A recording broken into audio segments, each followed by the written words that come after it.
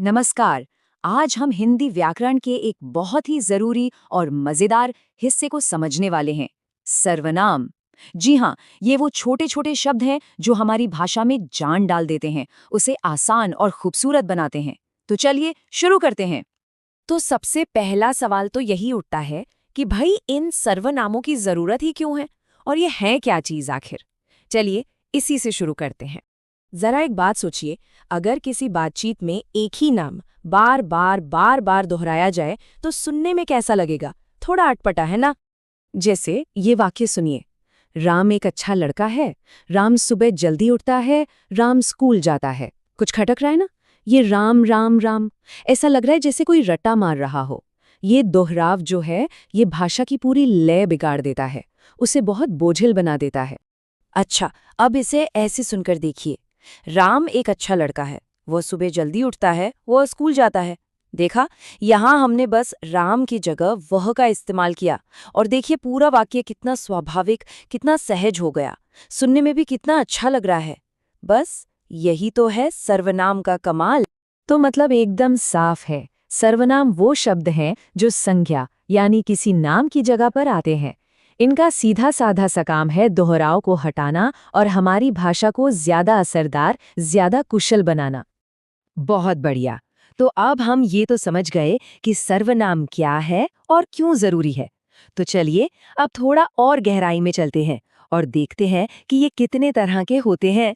हिंदी व्याकरण में सर्वनाम के कुल 6 मुख्य भेद होते हैं। जी हाँ, पूरे 6।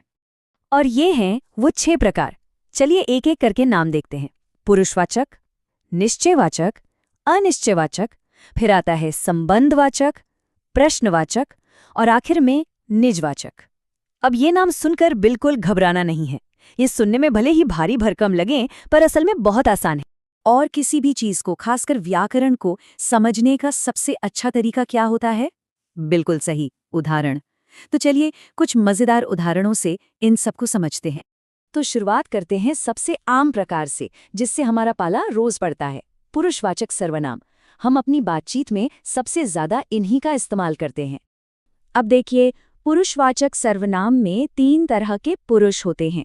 पहला है उत्तम पुरुष, मतलब जो बात कर रहा है, जैसे मैं या हम। दूसरा है मध्यम पुरुष, यानी जो सुन रहा है, जैसे तुम या आप।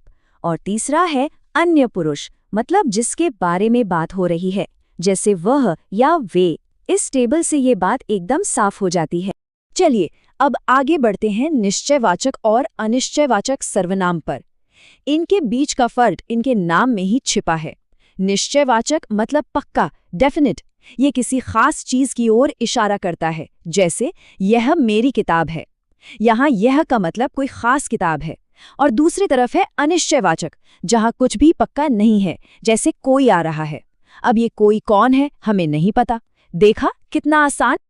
चलिए अब उन शब्दों के बारे में बात करते हैं जिनका काम ही है सवाल करना। जी हाँ, हम बात कर रहे हैं प्रश्नवाचक सर्वनाम की, जैसे कि कौन, क्या, कहाँ। ये सब सवाल ही तो पूछते हैं। उदाहरण के लिए, दरवाजे पर कौन है? यहाँ कौन एक सर्वनाम है जो सवाल पूछ रहा है। तो अब तक की हमारी इस पूरी चर्चा से एक बात तो साफ है कि सर्वनाम सिर्फ व्याकरण का एक नियम नहीं, बल्कि ये हमारी भाषा का वो जादू है जो उसे जिंदा और दिलचस्प बनाता है। अगर हम इसे छोटे में समझें तो सर्वनाम की ताकत 3 बातों में है। पहला, ये दोहराव को जड़ से खत्म करते हैं। दूसरा, ये बातचीत में एक बहुत ही स्वाभाविक प्रवाह, एक फ्लो ले आते हैं। और तीसरा, ये हमारी बातों को छोटा और दमदार बनाते हैं। आखिर में हम ये कह सकते हैं कि सर्वनाम वो स्मार्ट शॉर्टकट हैं जो हमारी बातचीत को ज्यादा सहज, ज्यादा समझदारी भरा और सबसे बढ़कर ज्यादा मानवीय बनाते हैं। और अब मैं आपको एक सवाल के साथ छोड़कर जा रहा हूँ।